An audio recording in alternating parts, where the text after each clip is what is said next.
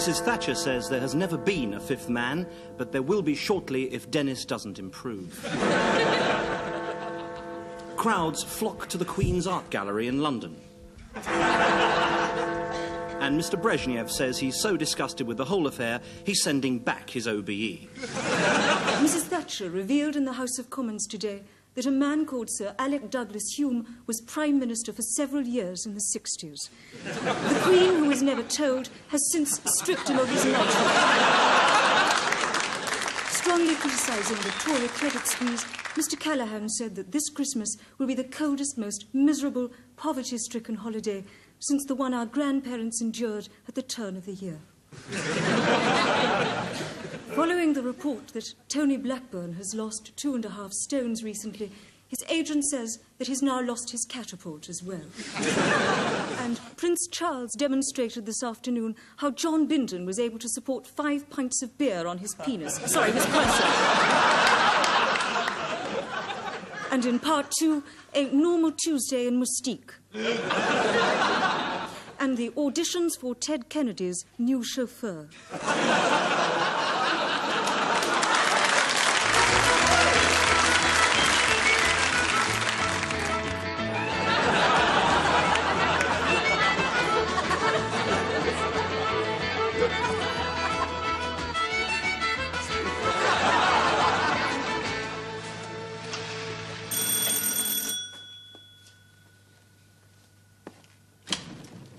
Mr. Atkinson? Yes? Yes. Did you sign a petition to save the whale, Governor? Yes. Yes, I did. OK, Jack. This is the place. Friday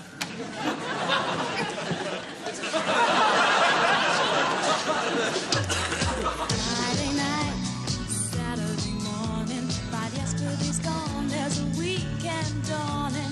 Friday night, Saturday morning at last. Pack up your troubles then. Monday's the day for them. Oh, it's time to relax again. Friday night, Saturday morning at last.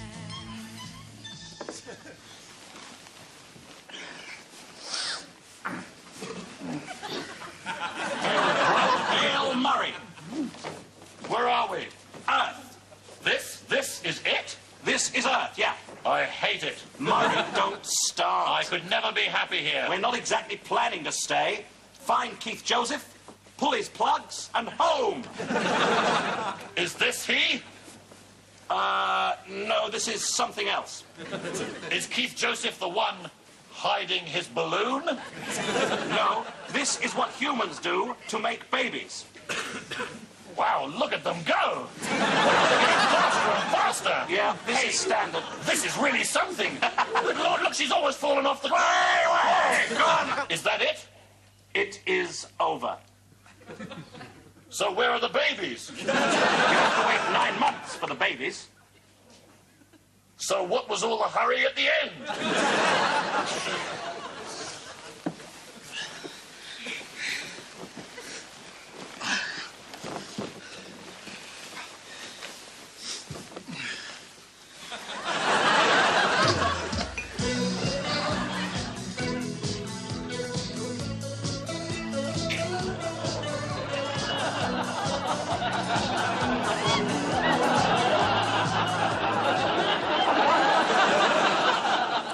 Well, that was an excerpt from the controversial and some would say scurrilous new British picture, The General Synod's Life of Christ.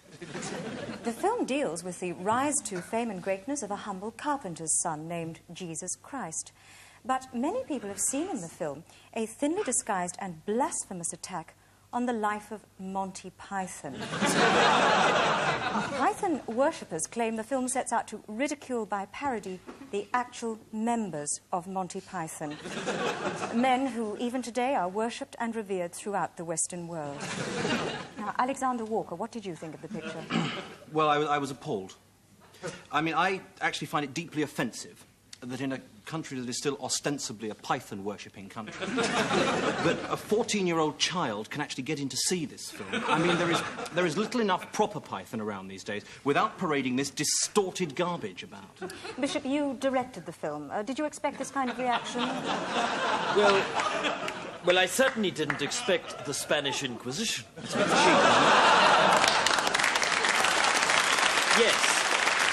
Yes, I did. Yes, I did direct the film. And I feel as though I must emphasize at this stage that it is not about Python. Oh, come on. I'm not a Pythonist. I'm not a Pythonist myself, but obviously I have a tremendous amount of respect for people like Alexander who are. Oh, come now. Now, come now, Bishop. I mean, the leading figure in this film, what is it? Jesus Christ. I mean, it's quite clearly a lampoon of the comic messiah himself, our Lord John Cleese. I mean, well, come on, I mean, even the initials, JC, are exactly the same. I must explain. I must explain to you, the Christ figure is not Cleese. Oh, come on. No, he's just an ordinary man who happens to have been born in Weston-super-Mare at the same time as Mr. Cleese. Jonathan, you know as well as I do. He is mistaken for the comic messiah himself by vast crowds of people who follow him about, doing silly walks, You're underestimating your public. shouting, no, not the comfy chair, and other slogans from the good box. No, I'm sorry, Jonathan, whatever you say, this film is a highly distasteful one. I mean, have people forgotten how Monty Python suffered for us? I know. How often the sketches failed? I mean, these men died for us, frequently. Bishop, perhaps you feel that the film deteriorates the spiritual side of Monty Python. Not at all. Not at all. Well, I disagree. I mean, if Python is immortal, as Pythonists believe, then I can't believe that a mere film, A 10th-rate film. could put them off. I mean, in the words of John Cleese, whenever 2 or 3 are gathered together in one place, then they shall perform the parrot sketch. It is an ex-parrot. It has ceased to be. Indeed. Well, Alexander Walker, the final scene of the picture has attracted the most attention. Right, well, now here, I think we have the ultimate blasphemy. I mean, it is set in a hotel in Torquay, where literally hundreds of Spanish waiters are being clipped about the ear by this Jesus Christ bloke. It is obviously a lampoon of the comic messiah's greatest half It's hour. not at all. The point, it's Torbay. Thank you both Oh, very come on, much Torbay, indeed. Torquay. I mean, Bishop, we're quibbling, aren't we? Alexander Walker, thank you very much indeed. Thank you very much. I mean, Jonathan, We really... take a break now for some explicit sex, thinly disguised as choreography. Disco dancing is the new sensation. It's the new way to relax, enjoy yourself, and pull girls. But it hasn't worked for everybody. Do you feel deprived? Do girls just pass you by? Perhaps this is the way you dress on the dance floor. Is this the way you move on the dance floor? Then you need help, and it's here. Let Daytel's new book, Disco Dancing for Dentists, transform.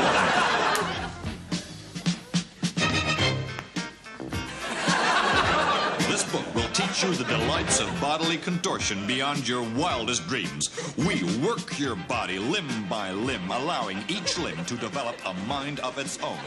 Watch your head begin to live a separate life from your neck. Your torso, previously so static, will begin to take over your body in a way you never thought possible, until you can slither across the dance floor deadly as a rattlesnake. At the same time, your legs, once submissive and purely supportive elements of your body, will give you the maneuvering powers of a frog, a feature particularly attractive to the fairer sex. Finally, your arms, always the most expressive of your limbs, will take over your body completely, teaching you, encouraging you, exciting you, stimulating you to learn more about yourself and your body and the way it can be used. The experience of this book is quite exhilarating. Buy now, and your attitude to the dance floor will never be the same again. Reports are coming in of license dodgers among the viewing public. If you haven't got a license, I'm sorry, but we're going to have to cut you off until we get some cash. We are accepting telephone pledges, so please phone 749-5854 if your screen is blacking out now. That's 749-5854. Please call now.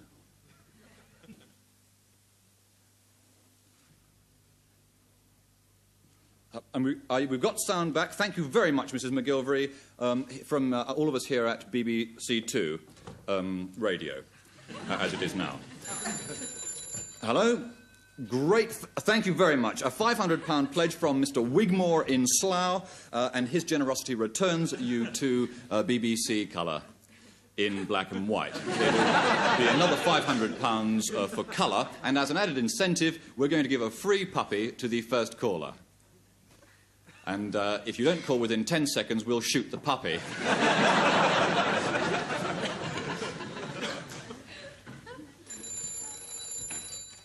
Hello?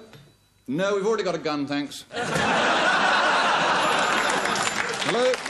Oh, good, fine, thank you very much. And so, colour returns, courtesy of the Mao Chong Chinese Eat Here or Throw Away restaurant. And now it's just another 40 million quid, and we'll give you ITV too.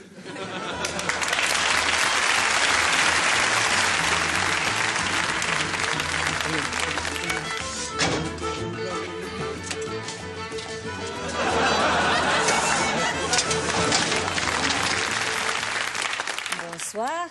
Good evening. It is a great delight to be here tonight, a great joy to be back in England with all your beautiful English men with whom I like sleeping a great deal. I was told an alarming but very funny joke the other day. What is green, red, and travels at 60 miles per hour? A frog in a Kenwood mixer. Ha, ha, ha, ha, ha, ha. But enough of that. I wish to talk to you tonight on the subject of heart surgery. Excuse me while I put on my glasses. Ah, that's better. At least 4 hours before the operation, the patient must be fully knocked out. When on the table, we start by taking a scalpel sort of thing, something like that, and cutting in slices from the, neck really, down to the, what is it, a technical term for navel, a prenatal knot. Then insert a, literal translation, a sacrificial dagger. Must be a better word than that. Anyway, take the sacrificial dagger, shove it in, and then try to knot up the macaroni-shaped thing, sort of fan belt affair. Well, there's something in there loose anyway, so tie a knot in it.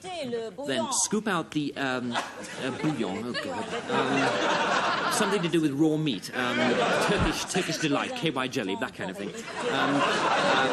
In order to stop it forming, happens to cream. Very stupid people. Clots. That's right. Then take a kind of tissue thing, sanitary towel over the, I just told you, lardy, squidgy sort of jelly sort of stuff, and then we'll grab this thing and slice, sever, tear out, emasculate the same word as the inside of a haggis. Yes.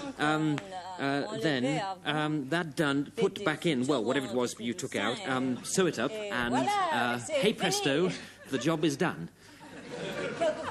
Sometimes you find that the patient is already dead. But as you say in English, c'est la vie. Thank you. Thank you. Good evening. I'm a famous English actor, and I've come here tonight to this church to talk about my new series. You see, the thing I really like about these English churches are the amazing walls, the magnificent ceilings, and the floors. But most of all, perhaps it's the great echoing vaults which allow me to go right over the top. In here, for example, it really is amazing how you can hang on to a word like pre-Byzantine before you begin to sound like a complete tit. And as the series goes on, I'll be getting to bigger and bigger churches and more complicated words. Words like crenellations. That's a good one, isn't it? And baroque. That's even better. Thank you. Finally, of course, the most important thing about this series is that I'll be getting away from that wretched, screeching American comedian.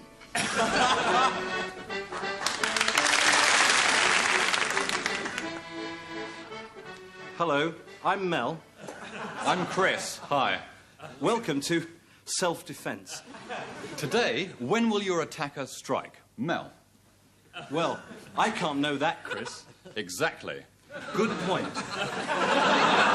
So, be prepared where it counts. On the street, in the pub, or even at home. Right. How do we begin, Mel? Well, Chris, let's begin with unarmed combat. Right. I'm you, minding your own business at a party. Suddenly, you're picked on by a violent drunk. Mel. You're laughing at me.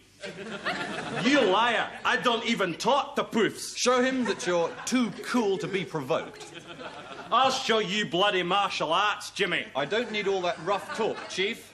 Are you talking to me? Anticipating the moment of attack. Not yet. Sorry.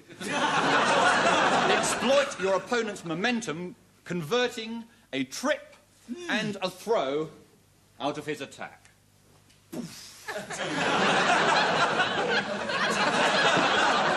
Okay, now let's see what that really looks like.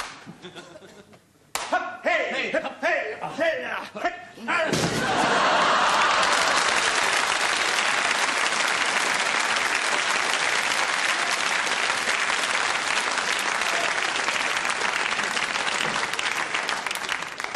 Ow. Okay, well, now it's your turn, Chris. Right, this time let's give the assailant a knife. Yes, and we'll show you how to take it away from him. Okay, come at me with that knife, Chris. Right. No, come at me. Properly, come on. The shout's really good. No, really, come on.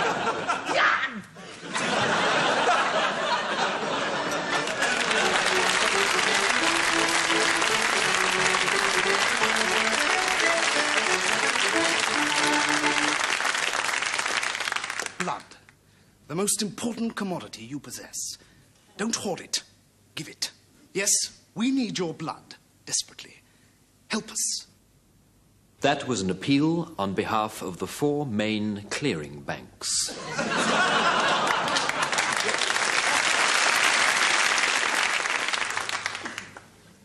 Are you a spy? No. Okay. Are you a spy? What? Why do you ask me? Do I look like a spy? No, not particularly. Exactly.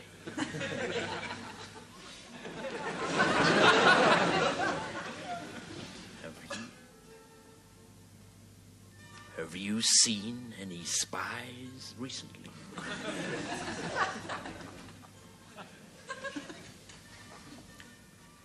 What are you talking about? Well, I might ask you the same question. Look, I have to go. It's late. Oh.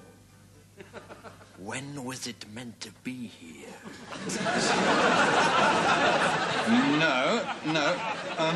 I have to go because it's late. Oh, okay. I'll stay and keep an eye out for it. For what? So they didn't tell you either. Fiendishly clever. It's the same old story. 2 men meet in a prearranged pub, exchange a few desultory words in code, and the very next morning one of them is found brutally murdered in the market square of a small Czechoslovakian village with a radish rammed up his behind. Beware. Yeah? Have you got something about that long? Sort of that thick. Made of wax. Yeah?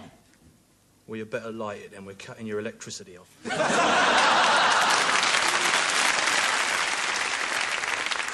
Human waste is one of the world's richest sources of methane. And yet, What do? We throw it away. Literally. This country could be self-supporting in crude within a year if we were only to follow one simple rule. Save it. The British have always had it in them in a crisis, and British technology now leads the world in methane conversion machinery. Yes, here it is. The product of a collaboration between the finest minds at both Honda and Leyland. The frame, engineering and radio are Japanese, but all the porcelain and enamelware are British. It's called the Poped, and it goes something like this. So it flaps away, and with a bit of luck... Ah, good. Well, my boy, I'm really not sure what to suggest. Your form master's assessment describes you as a dissolute waster, a liar, a deceiver, a cheat, a dirty-minded little commie who fiddles with other boys in the changing room. I'm afraid your career options are pretty limited. Oh. So? I'm afraid it's the Queen's household for you, young bloke.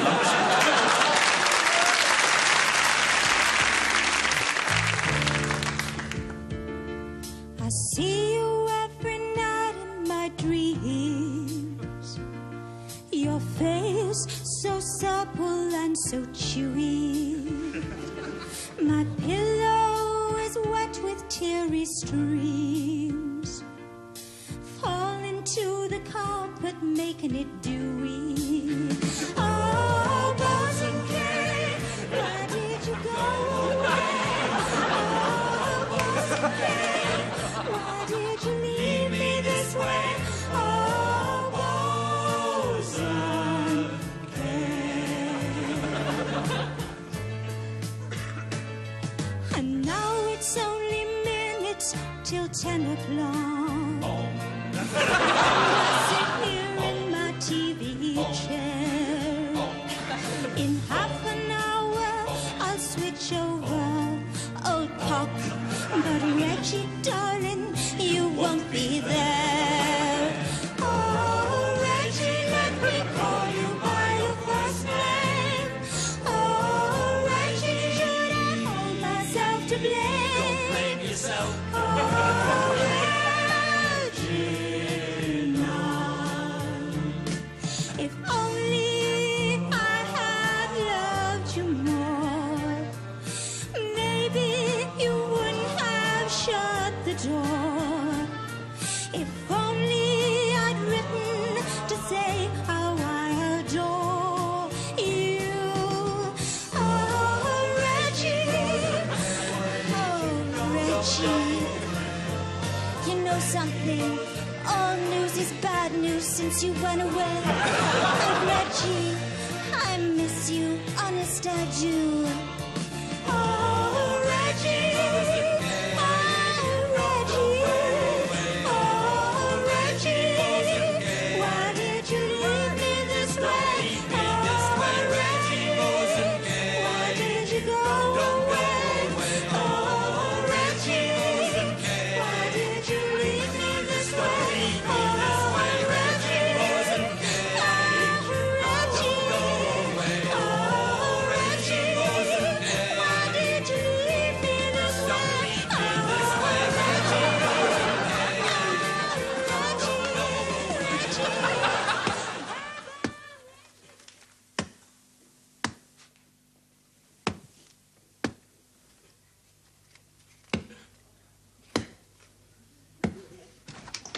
In the air! In the air! Come on, keep them up! All right. Right now, nobody moves, nobody gets hurt, all right? 3 10-penny stamps, please.